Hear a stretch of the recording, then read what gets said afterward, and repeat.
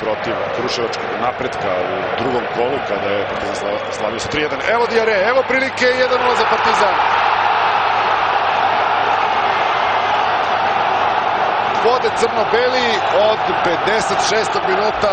Lamin Diarra koristi nepažnju Zvezdine odbrane, sjajno dodavanje i Partizan u prednosti posle perioda igre u kojem možda to i nije tako izgledalo, ali već sam govorio u prvom poluvremenu da su ambicije Partizanove ekipe da preko Diarre, kroz ova dubinska dodavanja, kako je sada uradio Moreira, stvore šansu svom isturenom napadaču koji je ovoga puta dobro reagovao. Fantastičan pas Moreire i umakao je Diarra Gaju u tom. Bogunović. Da vidimo šta može Lazić, ponovo Bogunović. Evo šanse za Partizan da postigne još jedan pogodak. Šansa Žuka, 0-2. Derbi je gotov. Što se ishoda tiče, Žuka postiže pogodak i Partizan će odneti bodove sa Marakane.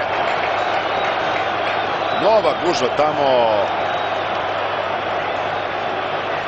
Obradović je ušao u jedan duel sa golmanom Stamenkovićem, a nervozni igrači Crvene zvezde, eto,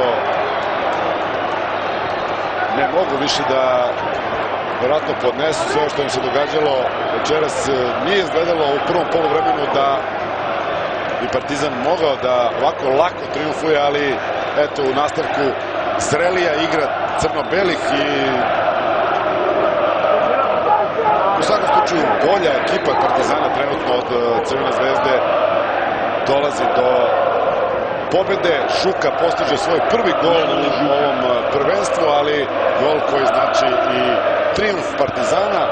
I eto, posle 7. kola razlika između večitih rivala biće čak 13 bodova u korist crno-belih.